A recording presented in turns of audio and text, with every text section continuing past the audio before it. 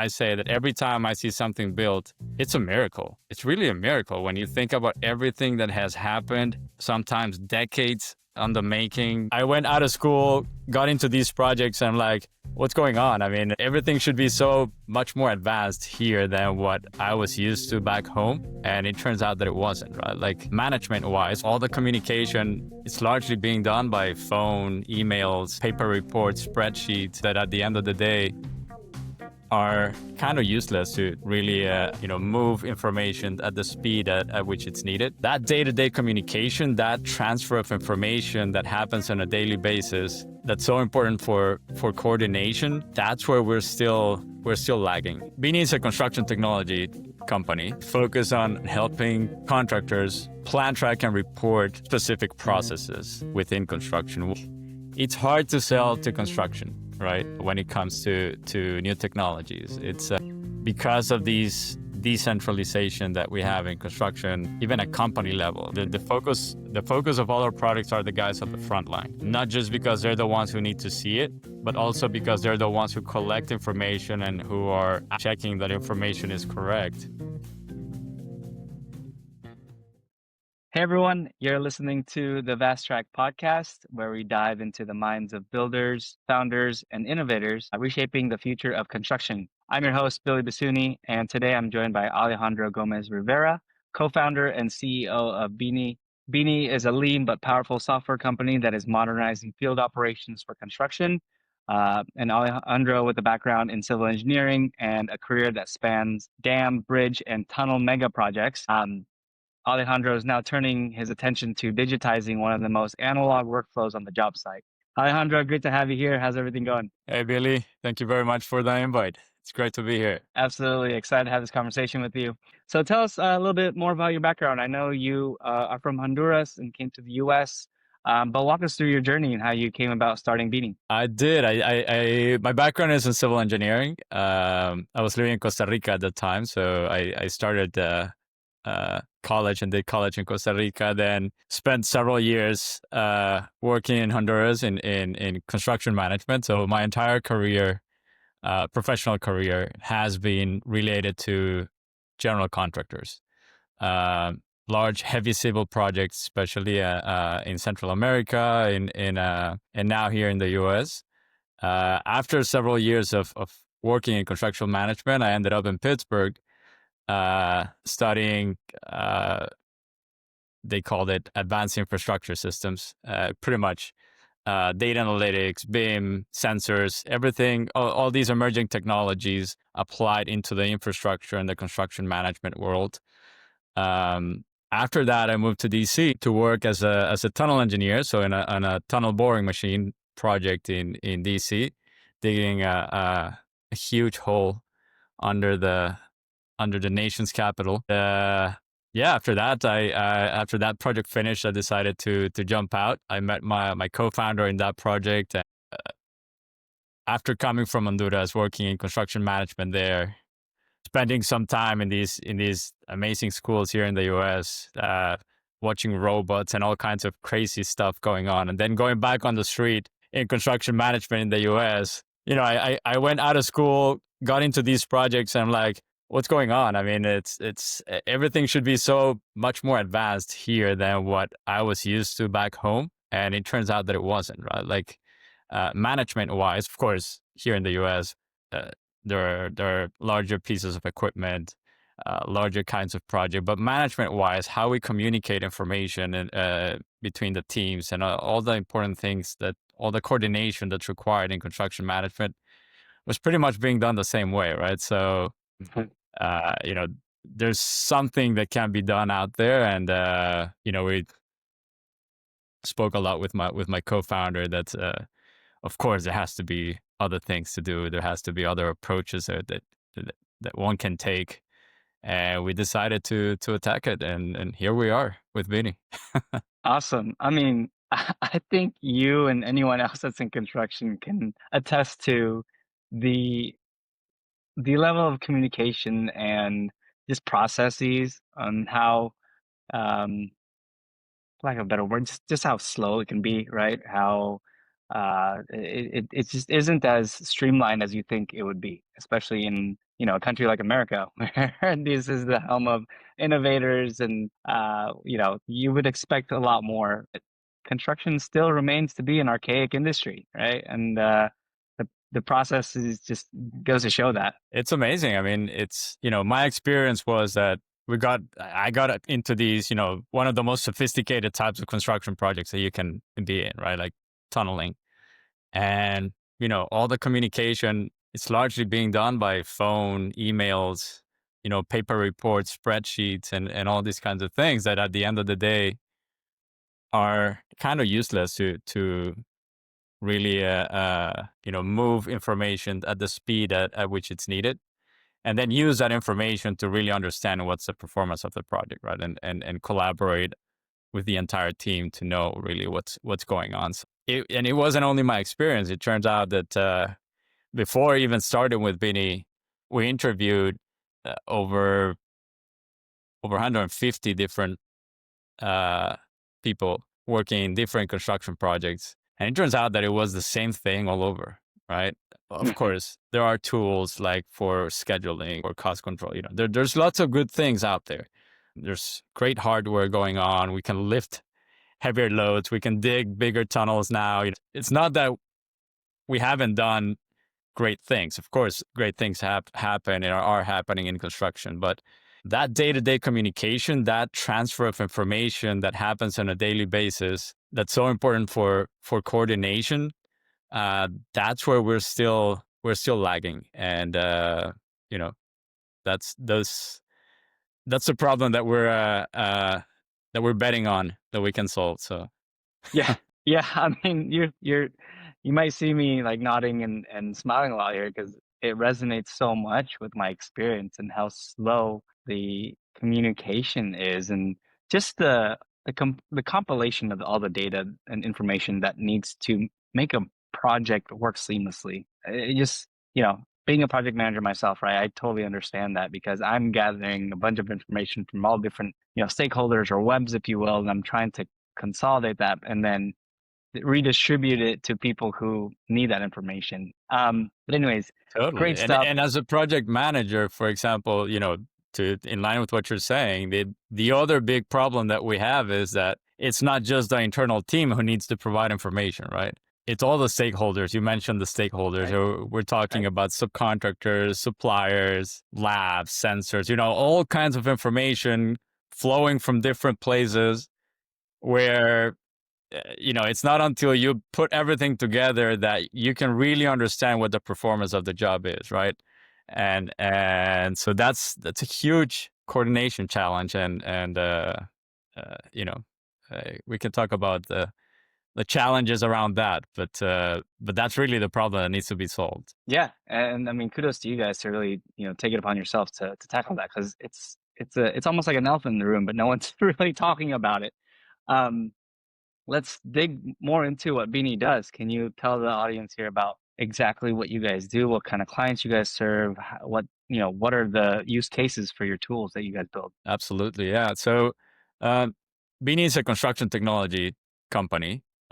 We focus on helping mostly, helping contractors plan, track, and report two specific processes within construction. One is tunneling, so TBM operations, where we help them with a productivity platform that connects the thousands of sensors that are generating data in real time from a tunnel boring machine with geotechnical and structural sensors that are generating data also in real time to monitor whether there's any ground movement or structure movement or any kind of things. And putting on top of that all the field reporting that's happening underground and above ground with the people who are managing the job and all different kinds of things, right?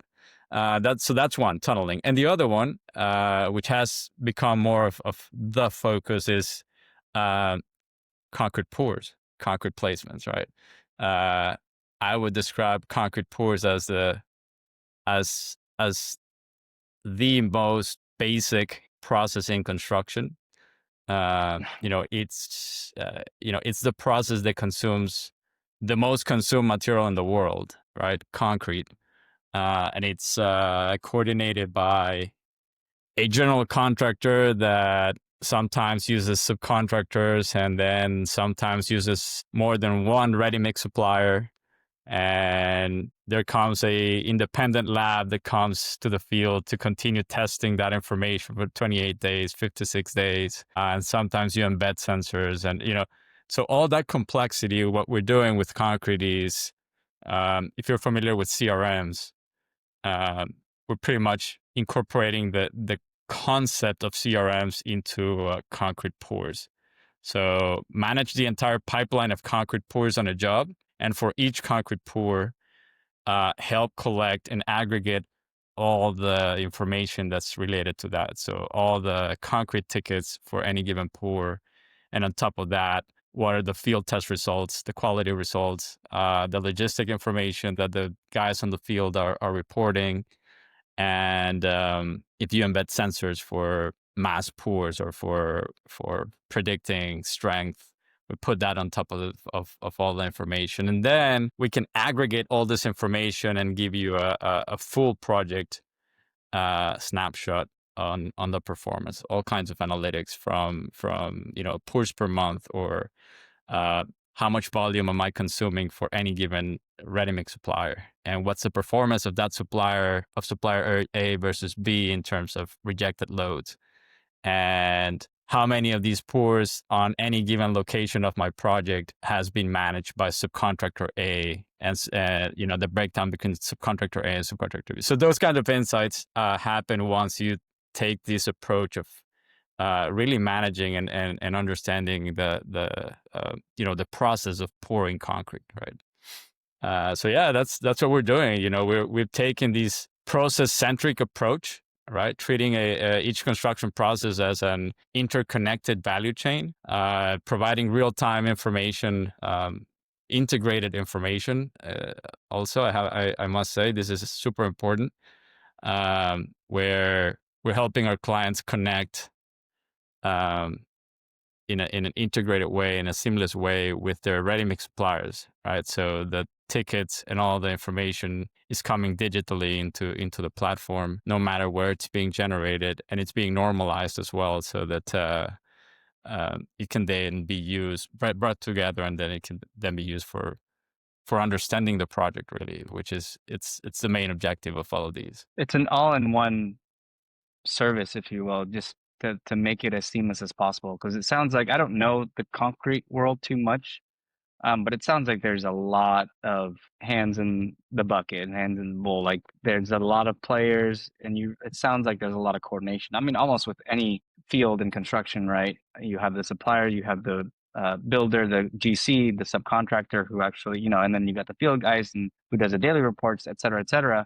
And it sounds like you just built an all-in-one system to not only gather this information, the data in real time, but also spit out reports to check on the status of, say, a certain construction project. Does that sound like it's kind of the gist of what you guys are trying to Absolutely, tackle? yeah. I think Yeah. when you take a process approach, and we're taking it with concrete, right? But I think it's applicable to any other process in construction. But when you take this process approach and you're disciplined and keeping track of an organized way with these, it's pretty exciting to see how far back into the project back office and the company back office and the owner back office and auditors and all these kind of things flows, right? It's not just about the day that particular concrete is being placed. Really, we're seeing clients using it for reporting of lead requirements, right? Concrete becomes a relevant thing. We're seeing accounting teams using to conciliate invoices with the ready mix suppliers, and the ready mix suppliers are happier because it takes them less time to compare invoices between the different jobs. So yeah, I mean, once you gather information and you group it and you bring a project-wide approach into the details that make up the day-to-day, the use of that information, it's we're still getting surprised by where that information is flowing to. I mean, yeah, And I mean, it's invaluable almost at this point because and the other one important thing is in the case of what we're doing, and I think it's very applicable also to most processes in construction, is that construction is very standardized on how we work or how we do things. So a concrete pour or a concrete placement, uh, when we have validated this, is done in the exact same way in the U.S. Doesn't matter if you're in the south, in the north, in the east, in the west, in Mhm. Canada, in Europe, in Australia. I've worked with people who come from the Middle East, and they all see the concept, and they all see, oh, okay, yeah, yeah, no, I mean, this is exactly what we all do. So, um, that I think construction has been slow in many things, but it has been organized. So at the end of the day, it's kind of like a great industry to put an information system on top because it's very standardized in many ways. Gotcha. Yeah.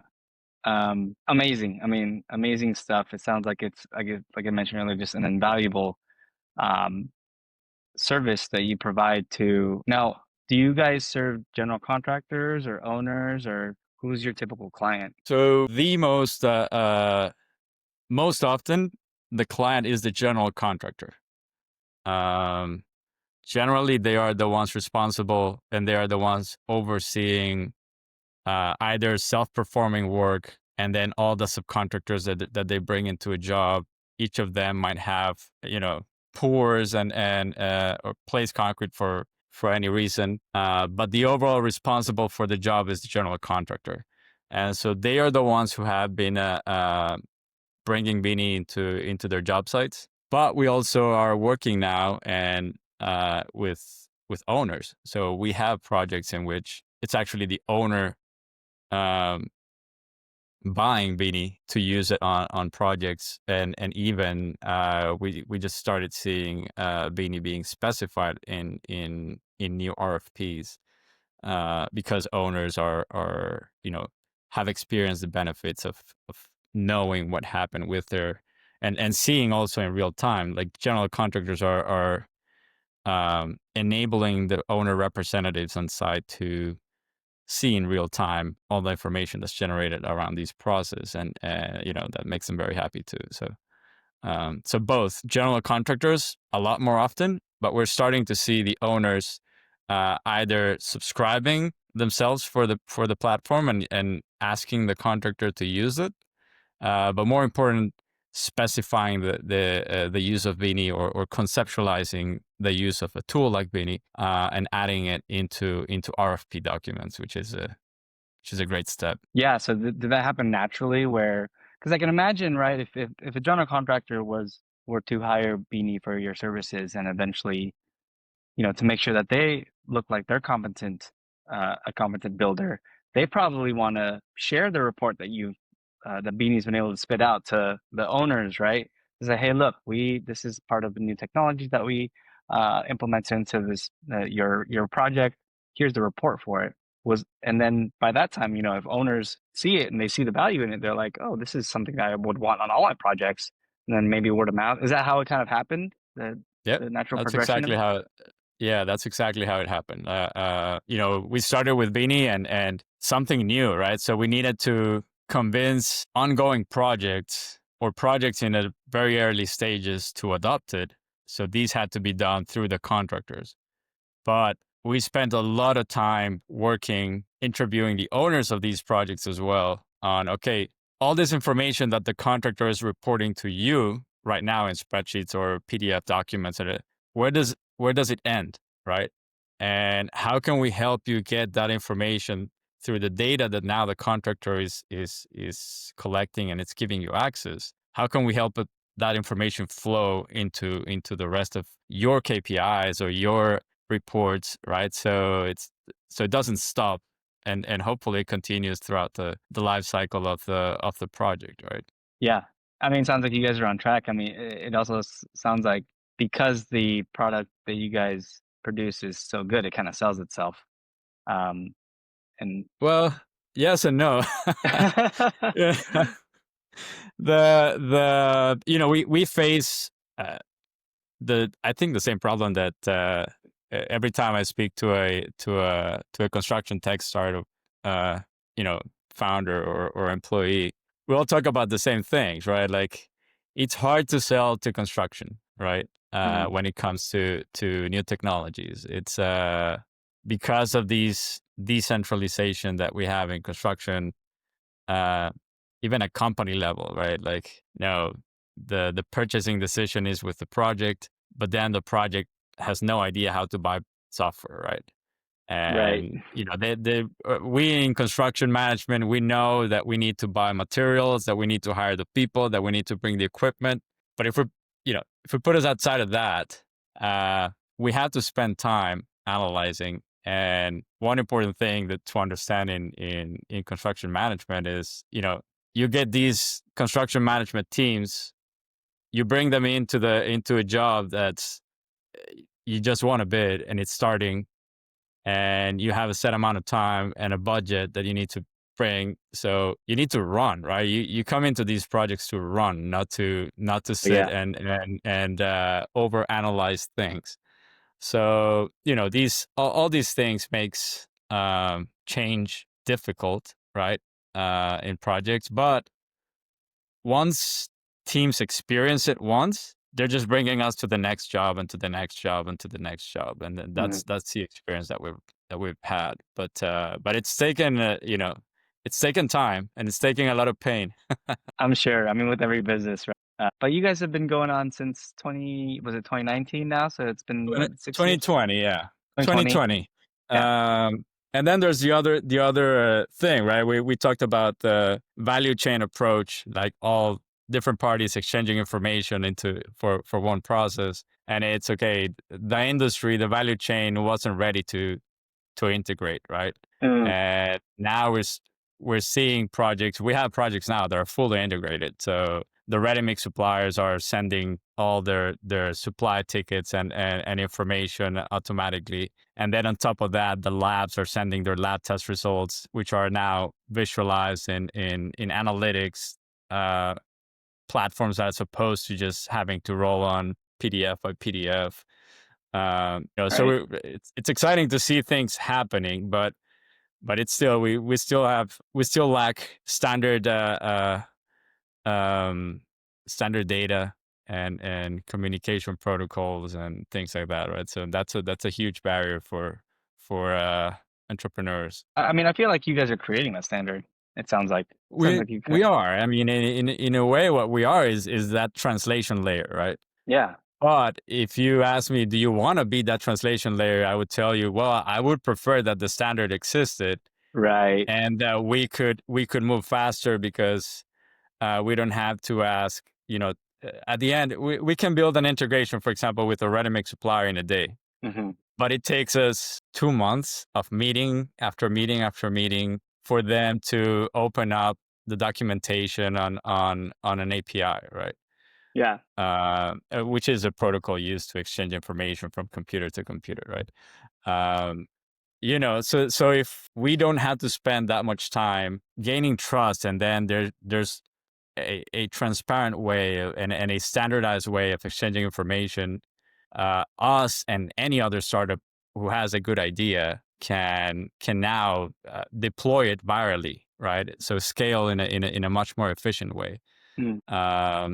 But yes, I mean, to your point, that's exactly what we're doing. We are creating our own standard, and we are that translation layer between, so that a concrete ticket that comes from a ready-mix supplier A and a ready-mix supplier B, one in New York and the other one in California, that at the end of the day, the information, it looks exactly the same, right? Hmm. Or that a lab that's reporting a cylinder break result that's located in Toronto versus one that's located again in California looks exactly the same, right? So Yeah. that's what's happening. That's a reality now. We just wish it was faster, right? It's a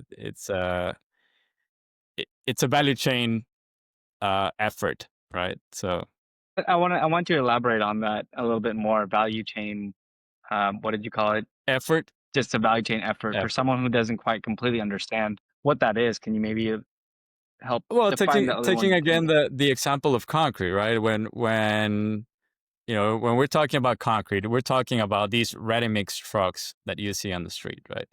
Hmm. When that day that ready mix truck is driving to dump concrete somewhere, before that, whoever is building the project where that's being placed has been placing rebar, has been placing formwork, has been doing all kinds of things to get to the point of receiving concrete, right? Right. Then concrete, for whatever reason, is a crazy product that it's not the supplier the one responsible to certify the quality of the product. It's actually the consumer, right? Because the day that you see that ready mix truck on the street, it's going to deliver that product. The consumer is going to get a sample, and that sample will continue to be tested for 28 or even 56 days after Mhm. that. Right? And it's not until those 28 days or those 56 days, or sometimes less, depending on the type of concrete, that you can tell the owner of the structure, okay, hey, I complied with what's needed in these job, right? So, and that's being done by an independent lab, right? And sometimes you embed a sensor, so an external company puts sensors also to verify a whole bunch of things. So, like everything in construction, there are many hands, or many people who are participating in these joint effort. I say that every time I see something built, it's a miracle. It's really a miracle when you think about everything that has happened, sometimes decades on the making, for permits, for all kinds of Hmm. things. And then when it's time to build it, there's all kinds of coordination, and a supplier has three different clients who want concrete that same day, right? Who are you giving priority to? And all these kinds of things that come into play. It's really almost a miracle that something gets built.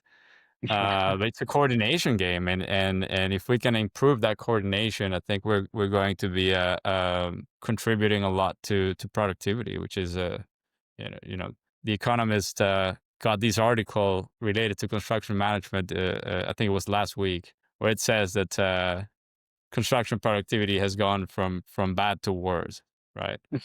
Uh, and a whole bunch of other things that Yeah.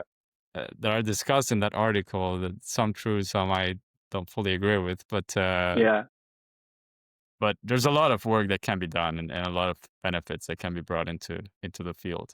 Yeah. No, And that sounds like nobody thinks really about the people at the front lines, I think, to be honest with you. We're developing a lot of tools, and few of them are really uh, with a full focus on the people at the front lines. right. And There seems to be some gap between the office and the field, right? yeah, yeah, and the main reason is that, right? It's that information is coming from many places, versus on the field, on the office. If you're working in design, you can use your design software, which are great, a lot of them, right? Um, but when it's time to exchange, to move information from one place to the other, that's where everything goes to uh, just uh, terrible. And yeah, yeah. Let's zoom out real quick. So, you guys are on your way, it seems like, to doing great things and information systems and, optimizing um, processes.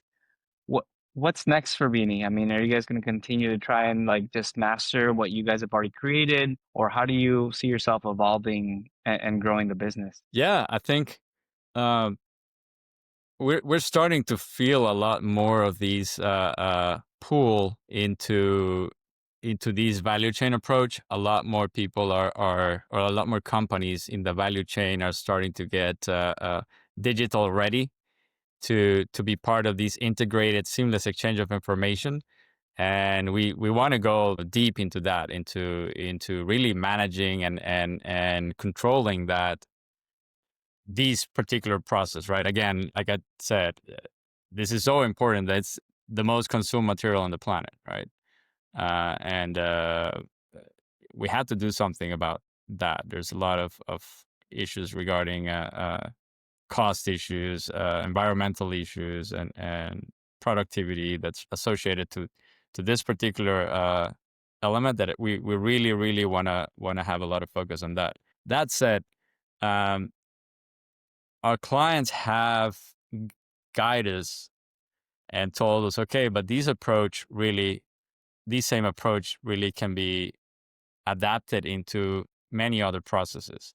And this is our next phase. We're now in production in some projects with a tool that brings a lot of these productivity and quality information gathering and value chain approach, but applied into other processes. So, for example, we have a project that's very cyclical in nature. Um, it's another tunnel, but it's not a tunnel boring machine. It's an existing tunnel that they need to extend the height of the tunnel, right? So what the Mm, client is doing is um, demolishing the invert, excavating, and then creating a new invert. And this is a cyclical process that goes along the entire length of the tunnel. And this is for rail so that trains can stack two containers as opposed to only having one line of container, right? So, mm, so they were the first ones to take these approach, these view of process and value chain that we've created for tunneling and for concrete, and apply it in a very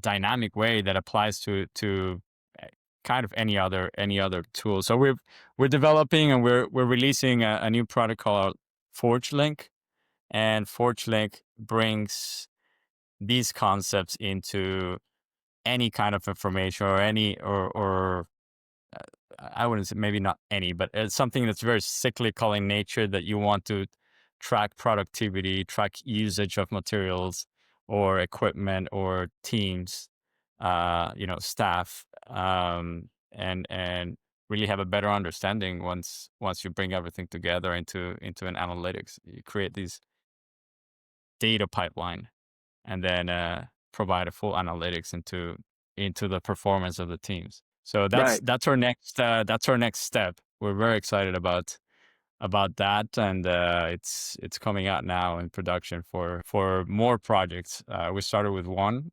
and now it's starting to be used in a wide variety of things. So it has like a more a broader application to different types of projects and scopes of work. It Yeah, it's the same concept, except Right. you can customize it to track whatever workflow you're working on. Right. So So just to recap, like you guys have the obviously you've mastered sort of the concrete pour management, right? I'm not sure what that's called, but then um, and then you have tunnel link, which is specifically for TBM or tunnel boring machine, right? And that's correct. operations and real time impacts. And then now you're creating Forge Link, which based off my research here, it's like an API based system for syncing like suppliers, field, and like kind of like back office information into the platform, right? That's exactly correct. But more important is, apart from connecting all of these, it's to give it to the people at the front line so that they can see it whenever they need to see it with Mm, simple UIs, right? Again, the mm, the focus the focus of all our products are the guys at the front line. Not just because they're the ones who need to see it, but also because they're the ones who collect information and who are, as they are building, they're also checking that information is correct. that, And yeah. that way you can have a cleaner information. So later on, it can be part of these analytics, approach to project management. Yeah, I mean, at the end of the day, they're the ones in the front line. They're the ones ultimately taking the action of getting the construction project built, right? So I love that. I love that you guys keep them in mind as the main use case or the main user of the the product that you're creating.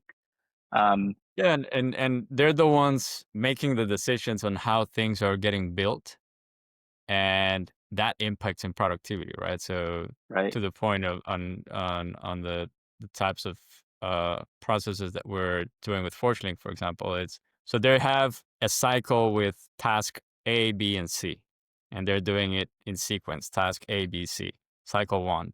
Cycle two, task A, B, C. Cycle three, task A, B, C. Downtime for these particular reasons, and they can categorize the downtimes and yeah, have all kinds of insights. We're seeing now them experimenting from shift to shift. Okay, what if we do task A after task B instead of doing it, or what about if we wait to do task C until we finish three different A, B, A, B, A, B, and then C for the three, Mm, because now they're visualizing how all these things are moving and how what's the impact and what's the resource utilizations and all these kind of productivity metrics, right? So if you give them that information, they're the experts on how to build these things. um uh, and but if they can see their performance, they can act on it, and we're seeing great, happy project managers, because of the decisions that their frontline teams are making on improving their processes. okay, yeah. So to zoom back out again, you're trying to really develop this. It sounds like Fortran is already it's already rolled out. People are already using it. Um, Yep, you guys are but you guys are trying to get that uh get users or clients to implement that more into their system and their workflows. Um, absolutely, absolutely, yeah. As any we're progressing, and the same thing with concrete, of course, and right, tunneling, but right. but What's yeah, been your big fortunately is a new thing. yeah, what's been your biggest challenge in trying to scale that? um Again, I think the main challenge is that just not being able to clearly define the customer persona. If that's a term that Yeah, yeah. hopefully people, yeah. Asking the yeah, I had what's no idea what a customer persona was until I started Bini, after spending lots of time in yeah, construction management. yeah, yeah, I'd never heard of it, right? yeah. So the sales, to me, was humbling coming into these, and my partner is like, he's a professional in business development, and that's really the hardest part of all. Um, and again, in this industry, one of the main challenges, or one of the main barriers, is not knowing who the customer persona is.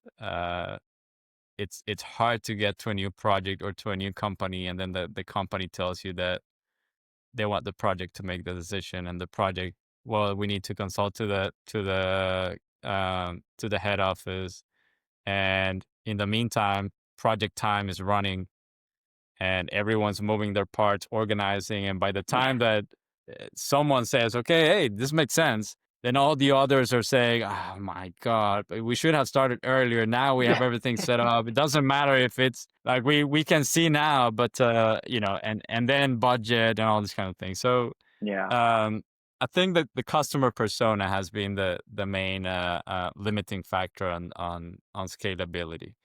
It's not the technology.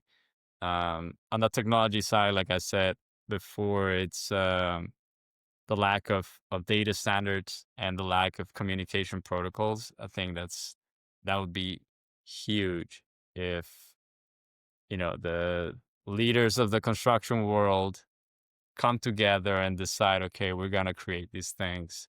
That would open up so many opportunities for startups to innovate, come up with ideas, and then spread those ideas fast, because they can connect to the sources of information in an easy way, right? And that would create a huge benefit for the industry, in my opinion. Mm. That is the main thing that this industry is lacking, um, to really spread solutions for us and for many others who are out there, um, trying to serve this industry. Yeah, it's determining what is the end result. And no one is, it sounds like no one's really asked those questions before. No one's really thought outside the box and said, what is the final outcome that we want to see here from this information or from this project, and how is that information going to be useful for us in the future, you know? So For us, You it's been great. I mean, you're absolutely right. When we come here, we show a couple of analytics, but nobody really had, because we've never had it. We've never thought that right, we should have these or that, or the information should be reshaped into these or into that, right? right. So it's pretty fascinating to be now at the position where we are, where we have these massive projects using Beanie. Well, all kinds of sizes, from a couple $1 million all the way to $4.5 billion projects Hmm. are using Beanie on a daily basis. In the case of concrete, it's you know hundreds of thousands of cubic yards of concrete placed using Beanie every year. Yeah, I mean, people are starting to discover what are the possibilities, and what are the questions that you can answer just by looking closer at the data, right? So we're giving them that flexibility. We're working with them, customizing all these KPIs, dashboards, so that they can visualize it on a project by project basis. And for us, it's been amazing to see how where all this information is flowing to, all the eyeballs that you end up Yeah. having on top of that information. It's pretty amazing to see that. Yeah, I bet it's very fulfilling to see like some of these eyeballs light up, and through kind of educating them, right? And say, hey, this is what we are able to generate for you guys, and this is how you can use it. You are, and from my opinion, from the from just talking to you and the little bit of time I've researched Beanie, I mean, it really does sound like you guys are pioneers in this space, and maybe there are other companies that are trying to do that, but I don't know that they're creating. You guys are thinking outside the box, creating new standards, and really asking, like I said, quite the questions that were never asked before. um that seems Yeah, yeah. extremely beneficial. So But it all comes to the fundamentals. It all comes back to the fundamentals. yeah. There's not a whole lot of reinventing the wheel or any kind of thing, or nothing like that. At the end of the day, it's a very simple concept. When it comes to concrete, for example, we've talked about all kinds of things here, but on a day to day, people are just using a form to create a pour or placement, right? And they just repeat that over and over and over. And then when they're working on a concrete truck that arrives on site, again, there's the same thing that they're doing over and over and over, and that repetition across the entire project just build something that makes sense, right? Just to give you an example, again, we work with small projects or small companies that are local, that have multiple projects, that need to have an understanding of where their projects are, what they're doing.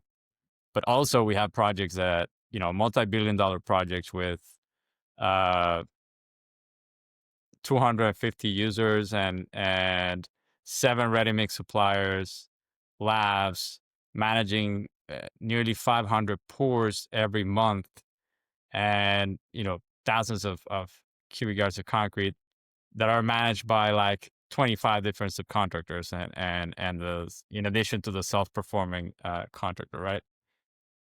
And that simple concept just bring everyone together and helps everyone really understand the project, right? And at the end of the day, we've heard stories that in projects like these of, okay, the auditors came, and if you've been in these jobs before, you hear audit, and it's like crazy, right? Because you're gonna start getting at questions from all these kind of things, and now you can just show them there, and through analytics start filtering, aggregating, disaggregating, and reshaping information, and things are just, you can just give answers to people, right?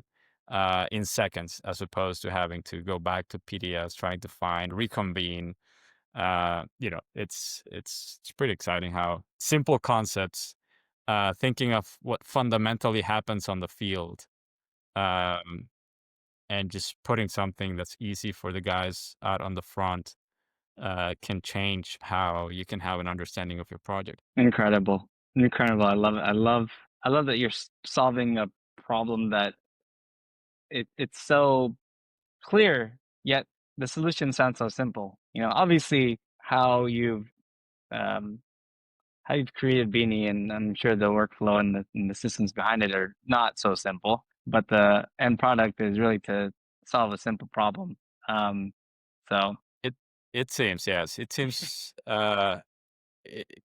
I I think it's simple. Of course, I'm biased, but that's what people have told us, that it's very simple. yeah. Again, they're all familiar with the concept of pouring concrete, and again, if you have a process that's standard, putting an information system on top of something that everyone's familiar with how things are done, or it's clear how things are done, then the information system will make sense for them too, right? And that's for us, that's one of the reasons why we picked tracking concrete in addition to how massive the consumption is. It's because everywhere in the world it's the same thing. We've deployed it in multiple countries, and things just they just start working with it because they are familiar with everything from the language to how things are called to what are the tests that you do, how does a concrete ticket looks and things like that, right? So now you have to now one of the main things is that teams need to have discipline too, right? hmm But that's a story for another That's a yeah, conversation. yeah, But yeah, yeah. It's a whole different subject, whole different podcast episode.